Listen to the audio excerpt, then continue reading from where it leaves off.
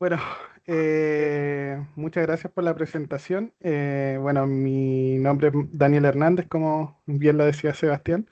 Hoy día les vengo a presentar un poquito del Machine Learning orientado a cómo realizarlo o ejecutarlo con Python. Y vamos a orientar, si bien es una charla súper introductoria, vamos a orientarla para un campo más empresarial con el fin de que todos podamos entender un poquito de estas herramientas y habilidades que podemos adquirir durante el tiempo y con esta noble herramienta que es Python y podamos ejecutarla de manera correcta.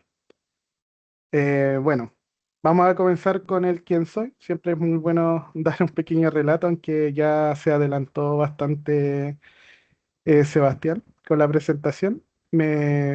Como les vuelvo a repetir, mi nombre es Daniel Hernández, soy miembro de Python Chile. Acá está la insignia en la polera. He participado durante ya casi 4 años en esta institución. Somos los representantes legal del lenguaje de programación acá en Chile. Y hemos hecho distintos eventos con el fin de promocionar el lenguaje de programación, entre esos la PyCon de acá de Chile, disculpen, donde he tenido que participar como charlista dando distintos contenidos sobre las eh, sobre esta herramienta, especialmente de librerías que son menos conocidas, si bien cada vez están más a la vanguardia. Me gusta destacar cosas que no son tan conocidas y que son alternativas de las clásicas. En Capaz, bueno, me desarrollo como consultor en el banco Scotiabank. Mi rol actual es Data Steward del área de negocio, de producto. Me encargo de las bases de datos básicamente de débito y crédito. Y bueno, ayuda al equipo ahí técnico, eh, o sea, al equipo de reclutamiento, igual en algunas consultorías para poder hacer algunas pruebas técnicas que vi algunas caras ahí conocidas que me tocó entrevistar en su momento y qué bueno que sigan trabajando para Capaz. También, ¿qué les puedo contar de mí? Soy un apasionado de los datos, de la inteligencia artificial y curioso. Esto va de la mano con lo que yo les comentaba de que me gusta exponer tecnologías que son menos conocidas en el día a día. Bueno, ahí detrás, en el fondo, curioseando un poco a poco, me di cuenta que existía la PyCon de Estados Unidos, postulé, afortunadamente quedé para el año 2023 y ahí en el fondo se puede apreciar una foto donde tuve que exponer delante de una audiencia bastante grande dentro de todo. Y bueno, en esa instancia tuve que presentar sobre el framework Qt, donde pude conocer al creador y parte del equipo de desarrollo de esta herramienta, donde fui bien regalado. Y otra curiosidad mía es que, bueno, me encanta jugar de todo tipo de juegos, de mesa, de computador, juegos interactivos, etcétera. Así que, o sea, otra cosa que yo les puedo contar de mí. Pero pasando de a la charla, al contenido real. Vamos a empezar con la pregunta más importante: ¿qué es el Machine Learning y por qué es relevante para la empresa? Bueno, el Machine Learning, como dice la palabra, si podemos hacer una traducción directa, es el aprendizaje de las máquinas y básicamente es darle parámetros o cierto input de datos, de parámetros, vuelvo a repetir, para que esta máquina o este pensamiento lógico que hay dentro del computador pueda aprender ciertos patrones y distinguir y separar estos mismos para poder llegar a un resultado. Em, Dentro de las imágenes que muestro en la presentación también hay un arco donde podemos apreciar que la inteligencia artificial va por fuera, después viene el Machine Learning y el Deep Learning. Hay una separación que más adelante vamos a comentar, pero de momento centrémonos que el Machine Learning es darle una cierta cantidad de datos a un algoritmo que uno como programador o como desarrollador genera y el computador va a tratar de aprender según la parametría que tú le enseñas. O si tú quieres que esta máquina aprenda por sí sola, también lo podemos programar y va a tratar de hacer su mayor esfuerzo para centrarse en un tema en específico con la data que tú le estás otorgando para darte un resultado, ya sea predictivo, prospectivo, analítico, etcétera. ¿Y por qué es relevante para la empresa? Bueno, las empresas actualmente utilizan esta herramienta para muchas cosas. O sea, es muy poderosa la algoritmia detrás del Machine Learning y pueden usarlo en distintas áreas. Por ejemplo, para mejorar la relación con los clientes. Es capaz de poder obtener resultados de data histórica de una empresa para decir, mira, este es tu segmento de cliente, en esto estás teniendo mal uso, mejor uso, en esto estás mejor evaluado, peor evaluado, y te recomendamos que ciertas variables del algoritmo, etcétera, más adelante vamos a entrar un poquito más en profundización en eso, puedan pueda mejorar, que la empresa tenga una mejor relación con el cliente, entregándole lo que él necesita o entregándole el producto de mejor manera, de una forma más bonita, etcétera. Desarrollo del e-commerce es un poquito más de lo mismo. Existe el Machine Learning orientado al marketing. Podemos promocionar mejor nuestros productos a través de estos algoritmos. Si bien necesitamos una data, podemos utilizar o mejorar, optimizar procesos dentro del e-commerce para que sean mucho más productivos y mucho más eficaces al momento de ejecutarse. Predicción de tendencias de venta, puede imaginar a qué me hago referencia con esto solamente con el título, ver qué productos vamos a necesitar más según la temporada, etcétera, con un análisis mucho más en profundidad, sin el factor humano. Bueno, igual tiene un poco de factor humano, pero reduciendo el factor humano, si somos buenos obteniendo parámetros, va a ser mucho más eficiente que hacerlo a mano, como se hacía hace un tiempo atrás, que tampoco es tanto. Bueno, la eficiencia empresarial, los procesos obviamente logísticos intervienen para reducir costos, mejorar las ventas, tener un stock acorde a las necesidades, etcétera. Va un poquito más de la mano con todo lo que ya hemos hablado. Acciones preventivas, prevenir que vaya a ocurrir ciertas tendencias, que nuestro negocio se vaya abajo, sabiendo cuáles son los posibles riesgos, o por lo menos teniendo una alerta, porque igual hay que ser sincero, el Machine Learning, si bien es una herramienta muy, muy beneficiosa, si no lo configuramos bien y existen muchos riesgos dentro de las configuraciones, pueden darnos indicadores negativos. Y más adelante vamos a profundizar en eso.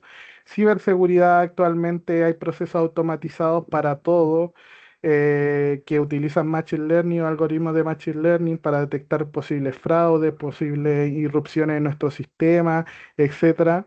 Detección de fraude en el banco es sumamente importante, sin necesidad que tengamos una persona 100% atenta, podemos encontrar patrones cuando se realiza algún fraude en algún tipo base de datos o se esté haciendo algún fraude de tipo documentario, porque existe el Machine Learning para leer documentos y ver que la firma esté autentificada, etcétera. En estos casos que son de seguridad, yo aconsejo obviamente tener una persona detrás de esa alerta. O sea, cuando se enciende una alerta, esa persona tiene que revisarla manualmente porque eso igual son temas delicados. Y bueno, automatización de procesos, que básicamente es hacer procesos mucho más rápidos y automatizados y programados para poder agilizar todo la maquinaria que hay detrás de un proceso en sí. Para continuar, bueno, acá puse algunas instituciones que usan Machine Learning o usaron en su momento Machine Learning. Básicamente Uber, en un inicio, ahora usan unos algoritmos un poquito más elaborados, pero en sus inicios, y bueno, todavía sigue una cierta capa de Machine Learning detrás de todo esto, para optimizar las rutas y poder ganarle a su competencia principal, que eran los taxis. Eficiencia de ruta, combustible, parada, etcétera, pórticos para pasar o no por un pórtico, utilizan algoritmos de Machine Learning para poder mejorar la eficiencia del destino. Obviamente no es quizás el mejor sistema, hay un sistema mucho más sofisticado, lo hemos visto nosotros mismos que usan Waze, la gran mayoría de los Uber, pero en otros países sí es muy, muy efectivo el algoritmo. Depende de la zona, obviamente, de la exploración, etcétera. De ahí Netflix es uno de los grandes que tienen algoritmos de recomendación basados en el Machine Learning, detecta los gustos del cliente y te recomienda mejores oportunidades o mejores contenidos para ti, personalizados. También como TikTok, que con la manita arriba se hace el famoso algoritmo, que por detrás hay una capa de Machine Learning. Y de North Face, que es un caso menos conocido, pero North Face lo que hizo fue reorientar su publicidad debido a la clientela que ellos estaban teniendo, que eran los mayores compradores, cambiaron de segmento de clientes para orientar su publicidad y mejorar el objetivo del negocio. Entonces, utilizó algoritmos de Machine Learning para poder utilizar marketing. Bueno, y capaz, muchos de nuestros clientes saben, tenemos expertos en Machine Learning, como acá tenemos presente a Pablo, que pueden implementar estos desafíos, así que tenemos suficiente peso y conocimiento para poder ayudar a nuestros clientes a mejorar en el proceso. ¿Y por qué Python? Bueno, Python es una herramienta principalmente gratuita. Entonces los costos se reducen ante la competencia en general y además tiene otros beneficios que básicamente la facilidad para aprender y comprender, la popularidad, es un lenguaje extremadamente popular. Vamos a mostrar acá una imagen. Este es un estudio que hizo Google en conjunto de PyPL, donde investigaron cuáles eran los lenguajes de programación más buscados para aprender. Y dentro de eso, Python era uno de los más grandes, debido a su gran cantidad de oferta laboral, su popularidad, su facilidad de aprender, porque es un lenguaje extremadamente sencillo de comprender solamente a un punto de vista. Quizá hay que mejorar un poquito la lógica para programar de forma correcta y eficaz, pero para poder empezar a hacer tus primeros algoritmos es extremadamente sencillo. Si sabes un poco de inglés, puedes deducir muchas de las cosas. También recursos casi ilimitados, hay muchos recursos y cada día se abren más. Hay enormidad de repositorios en GitHub donde puedes implementar nuevas herramientas, nuevas librerías, etcétera. La comunidad de desarrolladores, como es suficientemente grande, hay de todo, como en todo ámbito de la vida, pero hay más probabilidad de que te encuentres un buen desarrollador que te quiera ayudar a comprender algo que tú no entiendes. Otra cosa que es multiplataforma, el lenguaje se puede adaptar a distintas plataformas, no solo Windows, no solo Linux, puede ser cualquier otra plataforma, de fácil integración con herramientas que están de moda, por ejemplo Docker, etcétera, y se puede integrar fácilmente a la nube, etcétera. Muchas de las nubes, o yo creo que todas las nubes en este momento tienen por lo menos un editor de código de Python donde tú puedes programar lo que a ti te interese dentro de la misma nube y ejecutarlo ahí mismo, o subir un contenedor de Docker con el código y ejecutarlo, etcétera. Y dentro de englobar todo esto del recurso, existen muchas librerías y yo creo que para lo que se te ocurra existe una librería y si no, hay alguien que está trabajando en ello. Entonces, ¿qué diferencia hay entre el Machine Learning, la estadística y la tan famosa inteligencia artificial? Bueno, básicamente el Machine Learning lo explicamos ya un poquito anteriormente y la diferencia con la IA es que la IA engloba todos los pensamientos, o sea, los algoritmos de pensamiento lógico para un computador. Pero la inteligencia artificial va más allá del Machine Learning. Como habíamos aprendido o expliqué anteriormente, el Machine Learning se centra en el aprendizaje de la máquina en sí. O sea, la máquina aprende ciertos patrones, ciertos algoritmos, etcétera.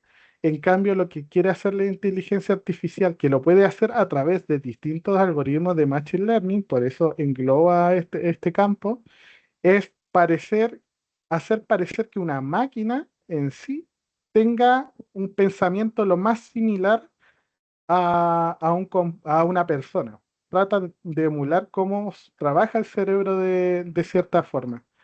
Actualmente existe una inteligencia artificial que unen muchos conceptos, pueden trabajar sobre muchas cosas, pero por lo general está enfocado en algo en específico. Pero de que se puede hacer una inteligencia artificial que abarque más de un tema, se puede hacer. Eh, ¿Cuál es la principal diferencia? Si lo podemos llevar a aterrizaje en tecnologías más conocidas, eh, el procesamiento del lenguaje natural como ChatGPT, que yo creo que la gran mayoría ha utilizado alguna vez por lo menos, aunque sea para conversar y ver si de verdad parece una persona. Ese algoritmo por detrás está tratando de emular a una persona. Y de hecho, tú puedes tener un chat normal con él y él te va a ir contestando como si fuera un humano. Tú lo puedes llevar a su lado, él se va adaptando hacia ti, etcétera. Lo que el Machine Learning no puede. Detrás de eso sí hay algoritmo o digamos algoritmia programada que es similar al del Machine Learning o completamente igual al del Machine Learning, pero el Machine Learning se queda en ese encasillamiento que la máquina piense, más que quiera emular a una persona.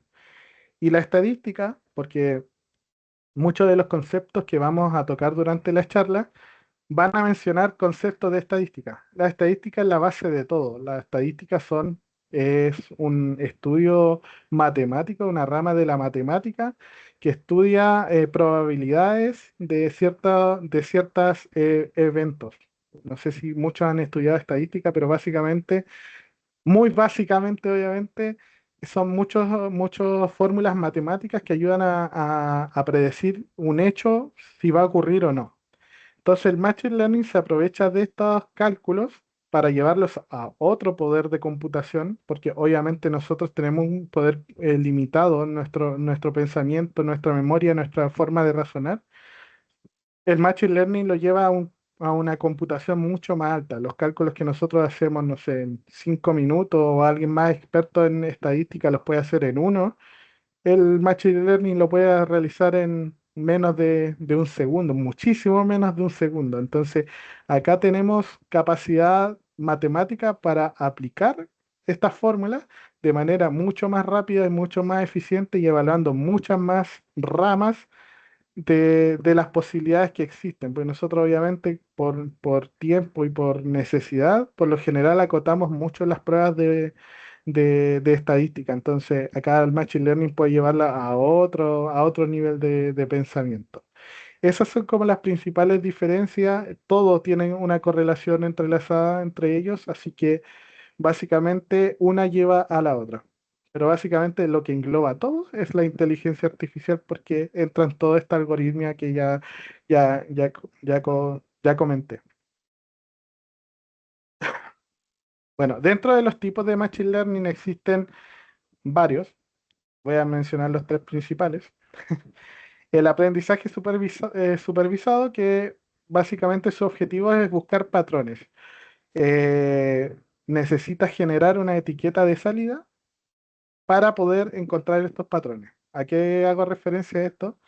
Que nosotros tenemos nuestra base de datos. Vamos a llevarle un pensamiento más ingenieril, porque tú lo puedes extraer esto mucho más allá del número en sí, aunque todo al final lo tenemos que convertir en número.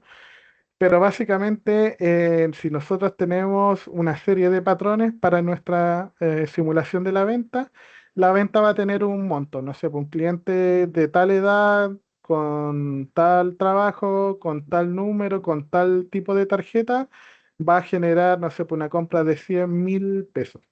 Entonces, con esa data, obviamente van a ver un histórico de venta, vamos a poder catalogar y vamos a poder, no sé, predecir qué cliente si llega a nuestra tienda, cuánto más o menos va a ser su rango de compra. Entonces ahí nosotros le entregamos la data y nuestro fin es predecir cuánto va a ser su compra a partir de los otros parámetros que no son el parámetro de compra. Nosotros vamos a utilizar para entrenar este parámetro de 100.000 pesos de salida de lo que compró históricamente este cliente para poder predecir con los otros datos en su próxima compra estimado cuánto va a ser, qué productos va a llevar o cuánto va a ser el total al final de su estadía en nuestra tienda.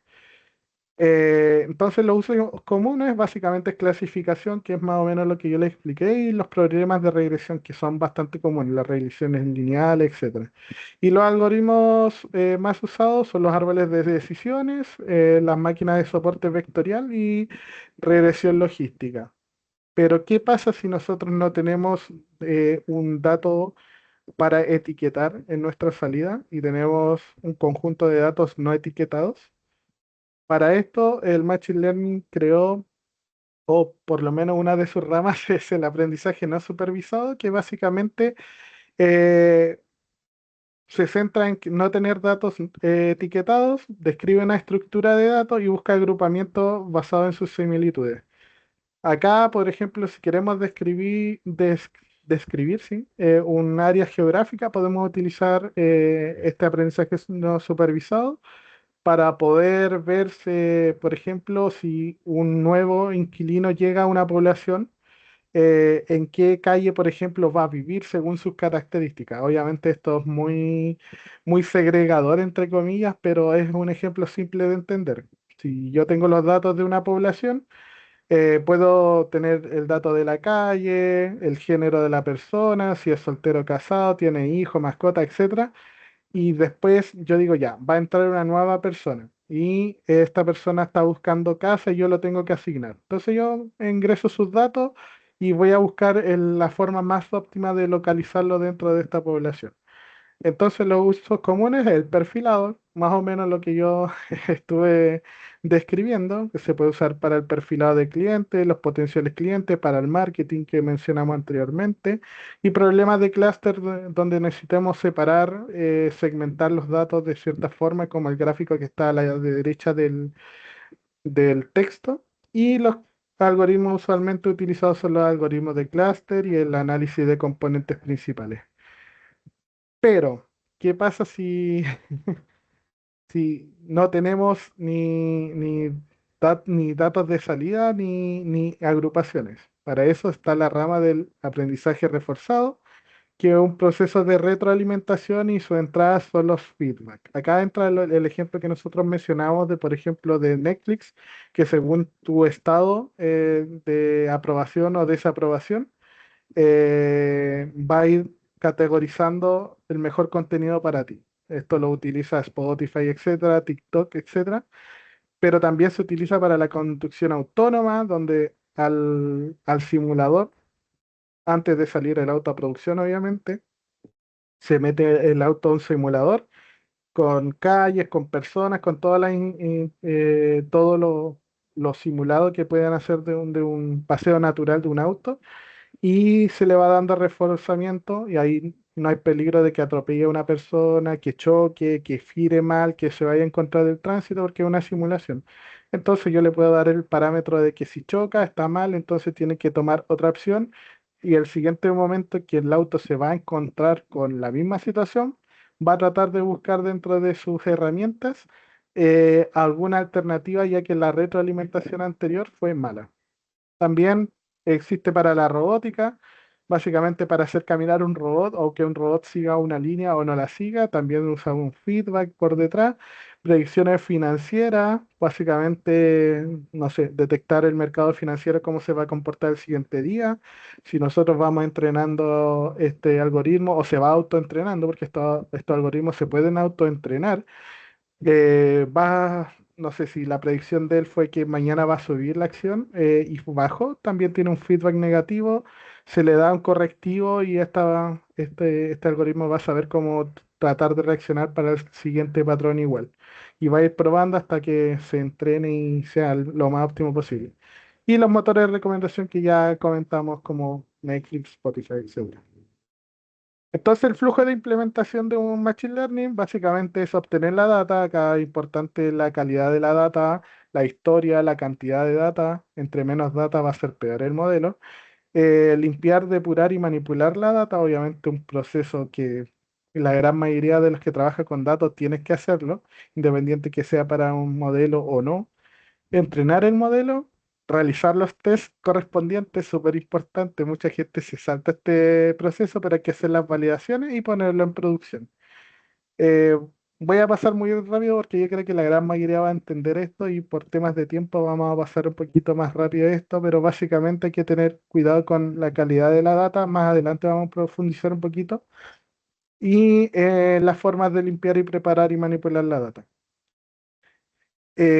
Bueno, si tienen dudas, no sé si tienen dudas, la idea es que vayan dejando sus preguntas en PIR del chat, ahí a posteriori de la charla, como dijo Sebastián, se van a ir respondiendo, pero la idea es que no se vayan quedando con alguna pregunta que después se les puede olvidar, entonces la idea es que las vayan digitando ahí desde ya en PIR.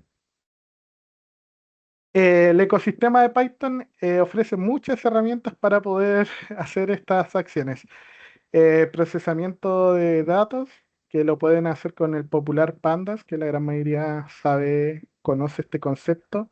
Una librería de las más populares que existe en Python en general, más allá del Machine Learning, para manipular cualquier tipo de data, hasta un Excel puedes manipular acá o un CSV y volver a guardarlo. Y bueno, yo el que siempre recomiendo actualmente la banderita, yo la tengo puesta de Polars, que es básicamente un símil a Pandas, pero mucho más optimizado para grandes volúmenes de datos. Pandas tiene muchos defectos, falta de multihilo, es extremadamente lento por las librerías que usa por detrás. No vamos a profundizar en ese tema. Hay charlas en todos lados, en pythonchile.cl en YouTube. Pueden ver las charlas igual. Yo hice una charla no de Polars, pero de otras tecnologías donde explico las debilidades de pandas. Y NumPy básicamente lo usan principalmente para manipulación de datos y por lo general va detrás de estos otros dos motores de pandas, etcétera. Después existen dos tipos de modelado. Bueno, vimos la Laminar Deep Learning, que básicamente son las famosas redes neuronales. Son las más conocidas del Deep Learning, pero es ir un poquito más a profundidad en el pensamiento. Los modelos de aprendizaje automático también son parte del Deep Learning. No vamos a entrar mucho en profundidad, no es nuestro foco, pero está el modelo clásico, que es básicamente son los algoritmos que más nos vamos a centrar en esta charla. Son modelos de regresiones lineales, árboles de decisión, etcétera, los que mostré anteriormente. Y también lo súper importante para finalizar la analítica es graficar, porque todo entra por la vista. Cuando tú no eres muy técnico, la idea es que podamos ver los resultados visualmente, y para eso existe una sinfín de librerías. Obviamente para los otros alternativas igual existen muchísimas. Em, pero las más conocidas son la Matplotlib, Seaborn, etcétera. Existen otras bastante conocidas como Bokeh, etcétera, que son más clásicas. Y una que yo recomiendo mucho, que es Visu. Básicamente acá, si te gusta que la persona se impresione en cierto modo, acá podemos integrar dinamismo a los gráficos. Y bueno. Vamos a pasar a un poquito al código, nos queda poquito tiempo, así que vamos a pasar muy por encima. Así que voy a dejar de compartir un momento y vamos a compartir el código, básicamente. Si me pueden ayudar cuando ya se esté viendo el IDE, por favor, Sebastián, ahí sí Sí, me... perfecto. Daniel, Ya, adelante. perfecto. Bueno, primero que nada, vamos a pasar un poquito del código. Acá vamos a hacer dos ejemplos. El primero es un ejemplo totalmente random. Acá los datos tienen una cierta lógica. Después lo vamos a entender por qué digo que es cierta lógica, pero técnicamente son datos que nos sirven para absolutamente nada más que para la demostración. Pero acá la idea es mostrar el flujo de comportamiento de una carga de un material hacia el flujo constante del Machine Learning. Vamos a realizarlo primero. Estamos trabajando en un notebook de Python. Básicamente vamos a trocear el código, lo vamos a ir ejecutando paso a paso. Lo primero que vamos a ejecutar es importar las librerías. Para este ejemplo vamos a utilizar Pandas, Visu, que es la librería que mencioné ahora último, sklearn, que era de los modelos clásicos, porque vamos a hacer una agrupación de vecinos cercanos de clusterización. Y vamos a utilizar Matplotlib para graficar esta clusterización al final del ejemplo. Básicamente acá, como podemos ver, con Pandas podemos cargar un dataset o una base de datos, como ustedes quieran llamarle, desde un Excel. A mí no me gusta ese concepto de base de datos en Excel, pero bueno. Pero podemos trabajar con muchas extensiones. Esa es la idea de usar este ejemplo. El más cotidiano es Excel, así que vamos a ver si funciona. Efectivamente funcionó. Vemos el head, que básicamente vemos los primeros datos de agrupación y vemos que se cargó correctamente el dataset. En este caso viene una columna de grupo, una columna de X y y una columna auxiliar de index que esta se la agregamos en la segunda fila, no venía en el data frame. Podemos manipularlo, lo que decíamos, limpiarlo, etcétera. Acá hicimos una manipulación, agregamos una columna, le asignamos un valor a cada uno de los puntos. Básicamente, le podemos agregar información con Python muy rápidamente. Se vieron que se demoró menos de un segundo en ejecutar esa carga. Tenemos 2800 puntos X, 2800 puntos Y, por si acaso. Bueno, acá vamos a cargar la data y vamos a adaptarla al data frame y los vamos a agregar para que los pueda trabajar correctamente Visu y vamos a crear un modelo de clusterización con esta data. Luego vamos a ver cómo generó esta clusterización. Acá me faltó un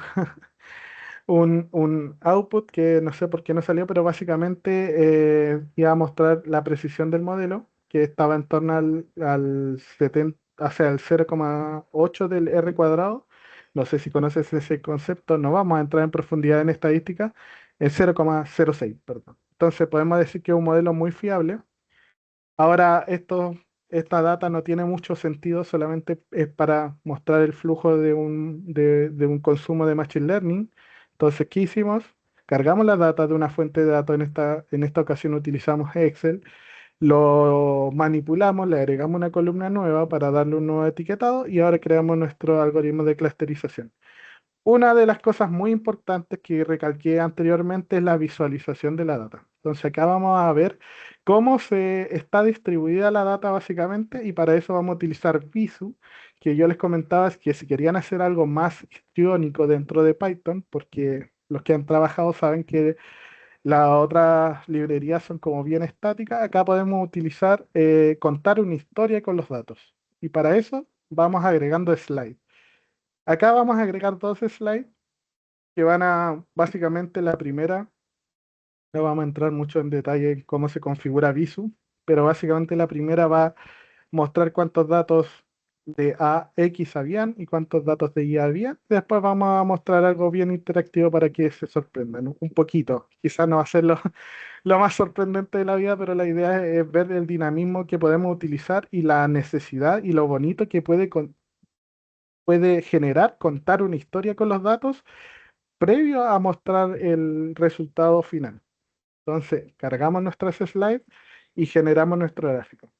Para poder ver el gráfico, básicamente generamos esta interacción y espero que se vea bien, pero básicamente sería un gráfico de barras cualquiera si no tuviéramos este botón que básicamente es para reproducir el gráfico. Nos va contando una historia, se agrupan y ¡pum! Mágicamente lo mostramos en un plano cartesiano y tenemos la imagen de Python Chile graficada en un plano cartesiano con puntos rojos y azules, básicamente. Entonces, esto se ve bastante atractivo. Imagínense lo que ustedes podrían contar con las datas previas a mostrar los resultados generados para que se entiendan mejor forma de cómo ustedes consumieron la data y la pusieran a disposición de las personas y generando su modelo. Entonces, ahora que sabemos que generamos una imagen de Python, básicamente vamos a ver el resultado de nuestro clase que lo tenemos ahí en pendiente. Y básicamente nos categorizó en tres grandes grupos y este es el grupo nuevo o sea, son los tres grupos que logra clasificar nuestro algoritmo.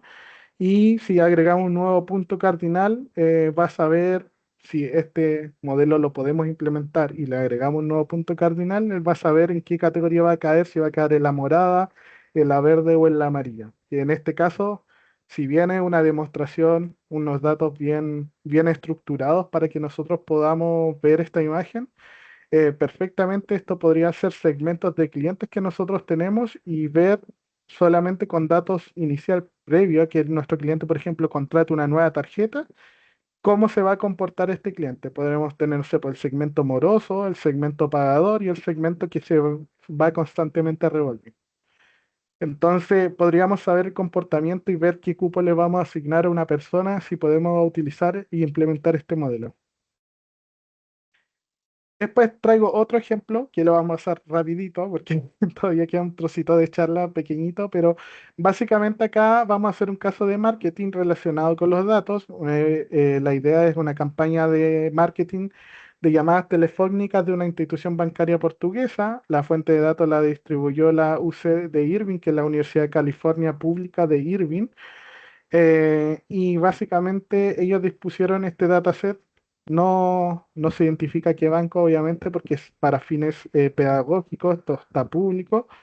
Y la idea es predecir si una persona va a contratar un depósito a plazo o no según la retroalimentación. El dataset es bastante cortito, entonces los modelos no son los mejores, pero es básicamente para que ustedes puedan ver que nosotros podríamos crear buenos modelos predictivos si tenemos suficiente data y podemos obtener algo así muy parecido a esto. Obviamente con datos reales mucho más fiable, pero esto es un caso de negocio en los que podemos implementar estas soluciones. Bueno, ejecutamos como anteriormente vimos la importación de las librerías que vamos a utilizar. Acá hay una que no estoy utilizando, se me olvidó sacarla, un detalle. Vamos a importar la data. Básicamente, si bien acá me tira como un warning, es básicamente porque no tuvo uno la necesidad de separar los datos, pero es sumamente importante ser precavido y a pesar que nos tiren los warnings, eh, ponernos en el peor de los casos, básicamente. Entonces vamos a hacer lo mismo, vamos a ver la cabecera, tenemos muchos datos acá en el que podemos ver, básicamente la edad, el trabajo, la situación, eh, si está casado o soltero, el nivel de educación, si el default no es muy descriptivo, ahí en el link pueden ver, pero básicamente si la persona ha tenido deudas anteriormente o no, también puede ser un desconocido, si tiene casa, etcétera. Hay muchos datos que acá son bien autodescriptivos, pero tenemos varios datos que no lo son, que son de aquí hacia la derecha, son datos estadísticos del país, cómo evolucionó sus indicadores, el nivel de confianza en el banco, etcétera. Entonces acá viene una mezcla de data interna de la persona, datos de la campaña, básicamente en la segunda sección, desde el contacts hacia la derecha, tenemos datos de si se contactó, el PD, por ejemplo, para no entrar mucho en profundidad, que es un campo que no se entiende demasiado, si se ha contactado, hace cuántos días se contactó la última vez a este cliente y si en 999 básicamente nunca había sido contactado, etcétera. Y acá indicadores financieros del país y acá si contrató o no finalmente el crédito. Si vamos al Data Info, podemos ver un pequeño extracto. Es súper bueno analizar muy en detalle esto. Acá lo vamos a pasar súper rápidamente, pero básicamente tenemos 21 columnas, 41.188 entradas, no tenemos nulos en ninguno. Si tuviéramos nulos, habría que limpiar esta base de datos, corregirla, utilizar la metodología que a ustedes les sea más lógica. Existen muchas metodologías, el promedio, aritmético, etcétera. No vamos a entrar mucho en profundidad en parámetros, no es el objetivo de esta charla. Y básicamente vamos a separar en dos el data frame, básicamente en categóricos, que son básicamente categorías que puede caer el cliente y en torno a eso vamos a trabajar, pero vamos a mostrar estadística de todo en realidad. Entonces, creamos un nuevo data frame donde solamente van a estar los datos categóricos, el trabajo, su situación marital, la educación, si cayó o no en deuda anteriormente, si tiene casas, ganancias, etcétera. O sea, si tiene un crédito o no, perdón, y el objetivo que nosotros queremos predecir está ahí, si va a contratar o no el cliente. Entonces vamos a sacar la información, vemos que no hay nada que limpiar o todo se ve más o menos correcto, entonces vamos a continuar. Hay que hacerlo mucho más detenidamente, obviamente. y un pequeño descripción que básicamente es para ver cómo se comporta nuestra data, cuál es la cantidad, o sea, cuál es el dato que más se repite, cuántos datos únicos hay, acá hay 12, 4, 8, etcétera. En default hay 3 que era desconocidos y no. Igual para todas estas métricas que el housing y el loan, que son las mismas, etcétera. Y básicamente en la I lo que tenemos que cerciorarnos acá que sean dos categorías, que un sí y un no. Básicamente, que no puede haber desconocidos, sino tenemos que eliminar o buscar alguna forma de reemplazar estos valores porque la idea es predecir si o no va a contratar. Entonces vamos a hacer un pequeño gráfico de los datos categóricos. Acá podemos hacer mucho análisis de marketing, cuál ha sido el segmento objetivo de este llamado, quiénes son los que más respondieron, porque puede ser que llamaron y nunca respondieron, entonces no están registrados. Entonces básicamente la siguiente campaña la podríamos orientar solamente en administradores y servicios, gente que tenga servicios, etcétera, y ahí elegir, no sé, para la siguiente campaña con estos gráficos podemos tomar decisiones igual. La situación marital, básicamente la gran mayoría está casado, un gran porcentaje de nuestros clientes igual está soltero, divorciado, ya en menor cantidad y desconocido ya es casi descartable esa categoría. Nos sirve más adelante igual para programar el algoritmo si vamos a tomar o no esa medida, depende de cada una de las personas y si para ellos son importantes. Y hay algoritmos también para clasificar qué variables son las más importantes, si tomar un campo o no, etcétera, pero tampoco son los objetivos de la charla, pero hay que tener en cuenta eso. Y básicamente la distribución de la educación de las personas. Bueno, acá cada uno podemos sacar bastantes conclusiones de cada cosa. Vamos a saltarnos los numéricos porque por temas de tiempo. Y básicamente acá vamos a programar nuestro algoritmo basado, si se recuerdan, DDF era el data frame que habíamos separado solamente con las variables categóricas. Para el ejemplo vamos a usar solamente estas variables. No hay un motivo del por qué se eligieron, por qué no. Se podrían usar técnicas, pero como el fin es introductorio, separamos la variable i, que es el objetivo a predecir, en un data frame independiente y x vamos a dejar todas las otras variables y vamos a descartarla y básicamente eso es lo que dice el código de grandes rasgos. Vamos a realizar la codificación one hot encoding que básicamente transforma todos nuestros valores categóricos y le asigna un número en grandes rasgos. Vamos a definir nuestro conjunto de entrenamiento y de test.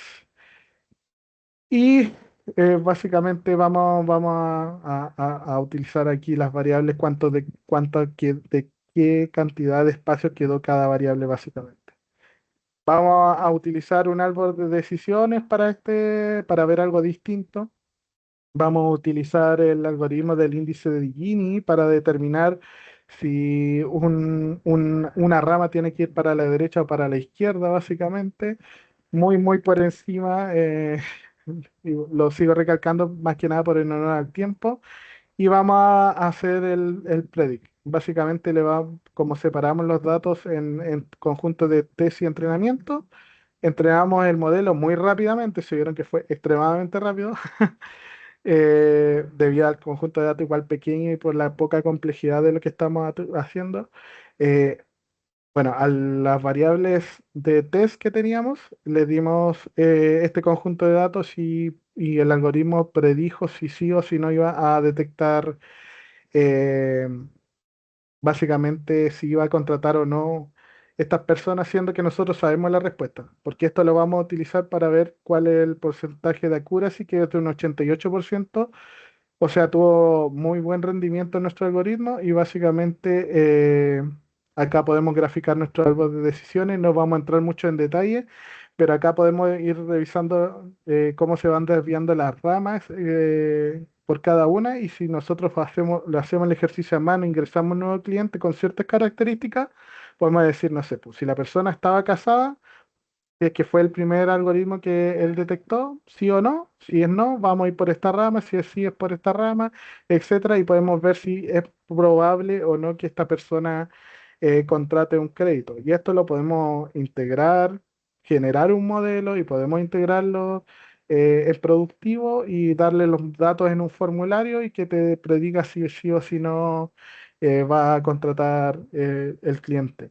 Y para terminar la exposición, básicamente lo del test, básicamente que es súpermente importante porque acá podemos ver que predijo muy bien el no y el sí básicamente está en cero.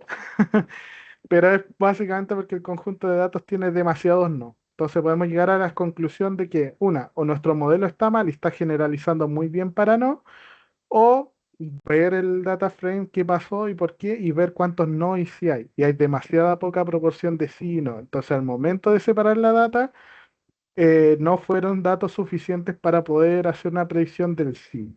Pero es muy bueno detectando el no y de repente necesitamos que detecte una de las variables para, si no cae dentro de esa, es un sí. Entonces, igual podríamos utilizar este algoritmo porque es bastante bueno para categorizar al no. Tiene algunos problemas que no voy a entrar en detalle de qué significa cada parámetro, pero el que conoce sabe que está con un problema de overfitting posiblemente. Bueno, vamos a volver a la presentación para finalizar ya el último contenido. Espero que se esté viendo. Vamos a pasar muy rapidito porque ya estamos en hora. Se ve Y perfecto ahí.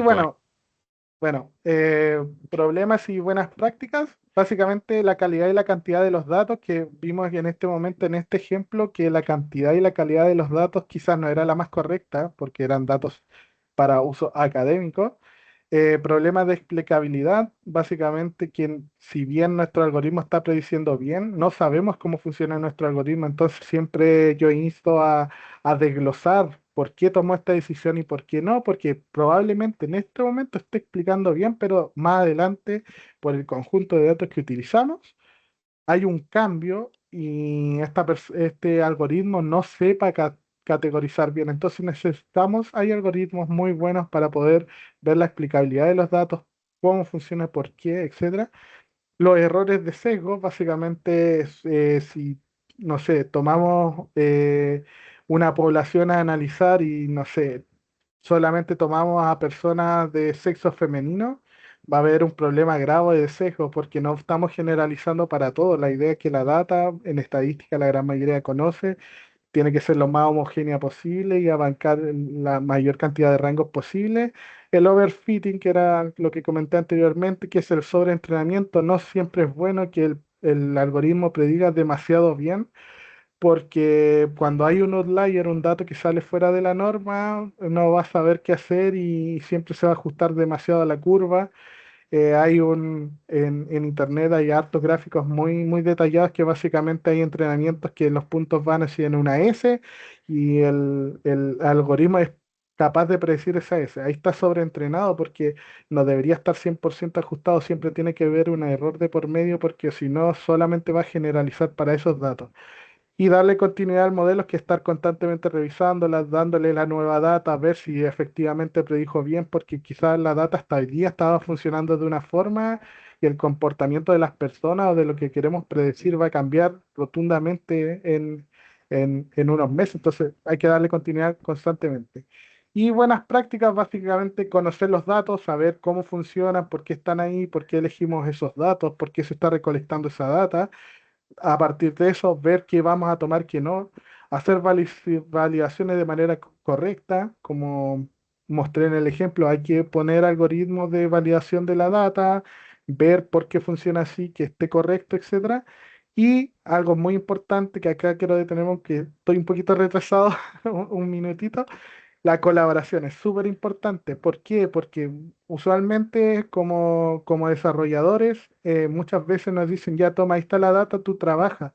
Y nosotros no sabemos la teoría, sabemos qué tenemos que llegar, cuál es el objetivo del negocio, pero en realidad necesitamos compañías del negocio constantemente. Entonces, todo es un trabajo en colaboración para comprender bien la data, hacer un muy buen modelo, saber por qué se seleccionó esa data, etcétera.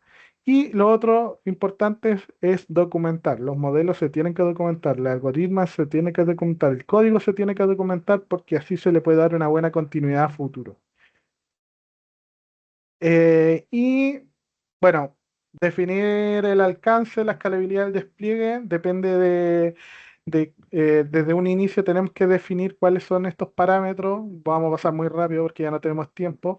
El alcance, la escalabilidad, si va a ser un producto pequeño, a ser un monolítico, si va a ser un producto que pretendemos hacer a grande a gran escala, aunque en este momento lo vamos a utilizar de manera interna, pensarlo como un microservicio, etcétera, y ver dónde vamos a desplegar para que el modelo en todo momento viva y funcione, no que en 2 días más, en una semana más, en 2 meses más tengamos que cambiar todo el código para que se adapte a este nuevo sistema de consumo. Herramientas para desplegar como API, Flash y Fast API. No voy a mencionar nada de esto en honor al tiempo, pero básicamente son herramientas para poder disponibilizar un punto de API para poder consumir nuestra herramienta, nuestro modelo y poder desplegarlo en distintos sistemas. Y bueno, para finalizar, recursos. Ahí hay un par de libros que son muy buenos para introducción al Machine Learning, son bastante fácil de obtener y básicamente aprovechemos el recurso que tenemos como capaces de Platzi. Hay muchos cursos de Machine Learning, si les interesó profundicen un poquito más. Y un curso de Coursera de Andrew Ng que básicamente es de Machine Learning, creo que él es parte se me olvidó de la institución, pero de una institución muy grande de Machine Learning que ha sacado muchas herramientas que han sido muy útiles y que probablemente ustedes han usado. Y bueno, herramientas complementarias, leer las documentaciones, TensorFlow, PyTorch son muy buenas explicando los conceptos básicos del Deep Learning. Podemos leer documentación para enterarnos y a la vez aprender. Kaggle, básicamente, pues, ahí hay competencias, dataset con los que ustedes pueden experimentar, sacar conclusiones. Este dataset que yo utilicé de prueba, llegué a la institución que proporcionaba la data a través de Kaggle y el canal de Python Chile promocionando la institución, básicamente, y tenemos hartas charlas y buen contenido sobre Python y próximamente vamos a tener mucho contenido más. Así que... Bueno, no voy a saltarme las conclusiones para el gracias y pasar a las preguntas si existe algún tipo de pregunta. Excelente, Daniel, muchas gracias por la presentación.